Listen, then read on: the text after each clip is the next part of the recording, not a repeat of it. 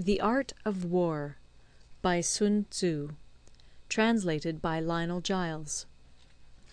Part 9. The Army on the March.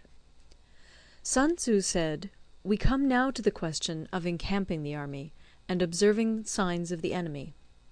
Pass quickly over mountains, and keep in the neighbourhood of valleys. Camp in high places, facing the sun. Do not climb heights in order to fight." So much for mountain warfare. After crossing a river, you should get far away from it. When an invading force crosses a river in its onward march, do not advance to meet it in midstream. It will be best to let half the army get across, and then deliver your attack. If you are anxious to fight, you should not go to meet the invader near a river which he has to cross. Moor your craft higher up than the enemy, and facing the sun. Do not move upstream to meet the enemy. So much for river warfare. In crossing salt marshes, your sole concern should be to get over them quickly, without any delay. If forced to fight in a salt marsh, you should have water and grass near you, and get your back to a clump of trees. So much for operations in salt marshes.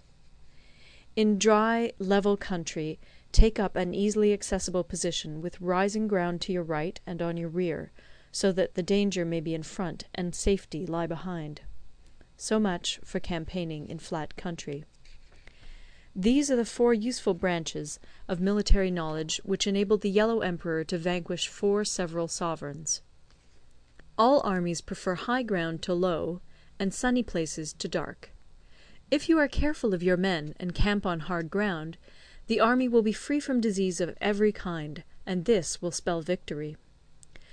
When you come to a hill or a bank, occupy the sunny side, with the slope on your right rear. Thus you will at once act for the benefit of your soldiers, and utilize the natural advantages of the ground. When, in consequence of heavy rains up country, a river which you wish to ford is swollen and flecked with foam, you must wait until it subsides. Country in which there are precipitous cliffs with torrents running between, deep natural hollows, confined places, tangled thickets, quagmires, and crevasses, should be left with all possible speed, and not approached. While we keep away from such places, we should get the enemy to approach them. While we face them, we should let the enemy have them on his rear. If in the neighbourhood of your camp there should be any hilly country, ponds surrounded by aquatic grass, hollow basins filled with reeds, or woods with thick undergrowth, they must be carefully routed out and searched, for these are places where men in ambush or insidious spies are likely to be lurking. When the enemy is close at hand and remains quiet, he is relying on the natural strength of his position. When he keeps aloof and tries to provoke a battle, he is anxious for the other side to advance. If his place of encampment is easy of access, he is tendering a bait. Movement amongst the trees of a forest shows that the enemy is advancing. The appearance of a number of screens in the midst of thick grass means that the enemy wants to make us suspicious. The rising of birds in their flight is the sign of an ambuscade. Startled beasts indicate that a sudden attack is coming. When there is dust rising in a high column, it is the sign of chariots advancing. When the dust is low, but spread over a wide area, it betokens the approach of infantry. When it branches out in different directions, it shows that parties have been sent to collect firewood. A few clouds of dust, moving to and fro, signify that the army is encamping. Humble words and increased preparations are signs that the enemy is about to advance. Violent language and driving forward as if to the attack are signs that he will retreat. When the light chariots come out first and take up a position on the wings, it is a sign that the enemy is forming for battle. Peace proposals unaccompanied by a sworn covenant indicate a plot. When there is much running about, and the soldiers fall into rank, it means that the critical moment has come. When some are seen advancing and some retreating, it is a lure. When the soldiers stand leaning on their spears, they are faint from want of food. If those who are sent to draw water begin by drinking themselves, the army is suffering from thirst. If the enemy sees an advantage to be gained and makes no effort to secure it, the soldiers are exhausted. If birds gather on any spot, it is unoccupied. Clamour by night betokens nervousness. If there is a disturbance in the camp, the general's authority is weak. If the banners and flags are shifted about, sedition is afoot. If the officers are angry, it means that the men are weary. When an army feeds its horses with grain and kills its cattle for food, and when the men do not hang their cooking pots over the campfires, showing that they will not return to their tents, you may know that they are determined to fight to the death. The sight of men whispering together in small knots, or speaking in subdued tones, points to disaffection amongst the rank and file. Too frequent rewards signify that the enemy is at the end of his resources. Too many punishments betray a condition of dire distress. To begin by bluster, but afterwards to take fright at the enemy's numbers, shows a supreme lack of intelligence. When envoys are sent with compliments in their mouths, it is a sign that the enemy wishes for a truce. If the enemy's troops march up angrily and remain facing ours for a long time without either joining battle or taking themselves off again, the situation is one that demands great vigilance and circumspection.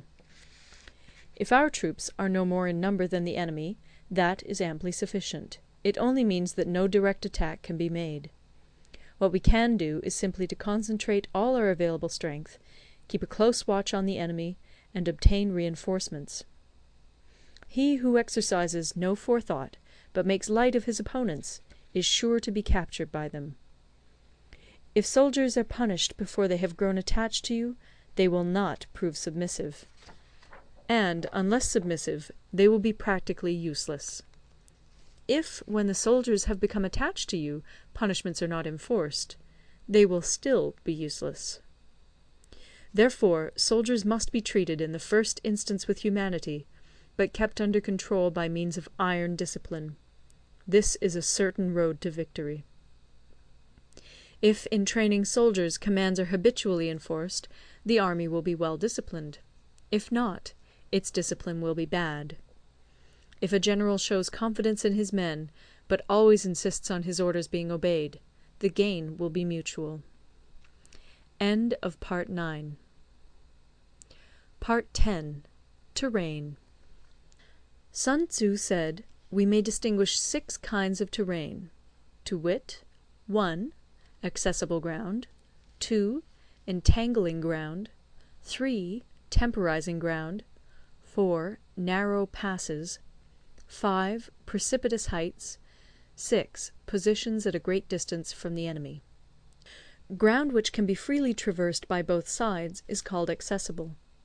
With regard to ground of this nature, be before the enemy in occupying the raised and sunny spots, and carefully guard your line of supplies. Then you will be able to fight with advantage. Ground which can be abandoned but is hard to reoccupy is called entangling. From a position of this sort, if the enemy is unprepared, you may sally forth and defeat him. But if the enemy is prepared for your coming, and you fail to defeat him, then, return being impossible, disaster will ensue. When the position is such that neither side will gain by making the first move, it is called temporizing ground. In a position of this sort, even though the enemy should offer us an attractive bait, it will be advisable not to stir forth, but rather to retreat, thus enticing the enemy in his turn. Then, when part of his army has come out, we may deliver our attack with advantage. With regard to narrow passes, if you can occupy them first, let them be strongly garrisoned and await the advent of the enemy. Should the army forestall you in occupying a pass, do not go after him if the pass is fully garrisoned, but only if it is weakly garrisoned. With regard to precipitous heights, if you are beforehand with your adversary, you should occupy the raised and sunny spots, and there wait for him to come up. If the enemy has occupied them before you, do not follow him, but retreat, and try to entice him away. If you are situated at a great distance from the enemy, and the strength of the two armies is equal, it is not easy to provoke a battle, and fighting will be to your disadvantage. These 6 are the principles connected with earth. The general who's attained a responsible post must be careful to study them. Now, an army is exposed to 6 several calamities, not arising from natural causes, but from faults for which the general is responsible. These are 1. Flight, 2. Insubordination, 3. Collapse, 4. Ruin, 5. Disorganization, 6. Rout. Other conditions being equal, if one force is hurled against another 10 times its size, the result will be the flight of the former. When the common soldiers are too strong and their officers too weak, the result is insubordination. When the officers are too strong and the common soldiers too weak, the result is collapse. When the higher officers are angry and insubordinate, and on meeting the enemy give battle on their own account from a feeling of resentment, before the commander-in-chief can tell whether or not he is in a position to fight, the result is ruin. When the general is weak and without authority, when his orders are not clear and distinct, when there are no fixed duties assigned to officers and men, and the ranks are formed in a slovenly, haphazard manner, the result is utter disorganization. When a general, unable to estimate the enemy's strength, allows an inferior force to engage a larger one, or hurls a weak detachment against a powerful one, and neglects to place picked soldiers in the front rank, the result must be rout. These are 6 ways of courting defeat, which must be carefully noted by the general who has attained a responsible post. The natural formation of the country is the soldier's best ally, but a power of estimating the adversary, of controlling the forces of victory, and of shrewdly calculating difficulties, dangers, and distances, constitutes the test of a great general. He who knows these things, and in fighting puts his knowledge into practice, will win his battles.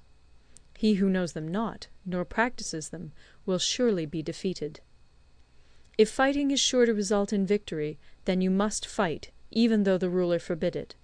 If fighting will not result in victory, then you must not fight even at the ruler's bidding. The general who advances without coveting fame, and retreats without fearing disgrace, whose only thought is to protect his country and do good service for his sovereign, is the jewel of the kingdom.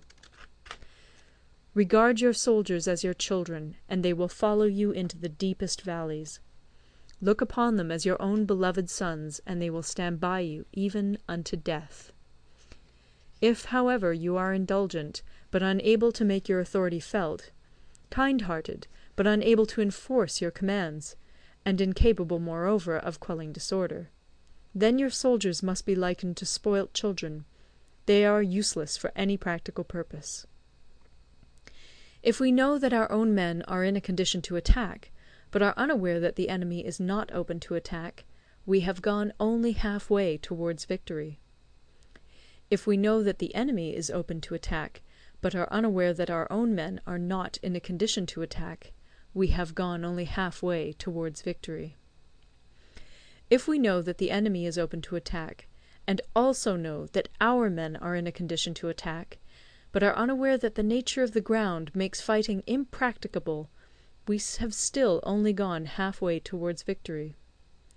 Hence the experienced soldier, once in motion, is never bewildered. Once he has broken camp, he is never at a loss.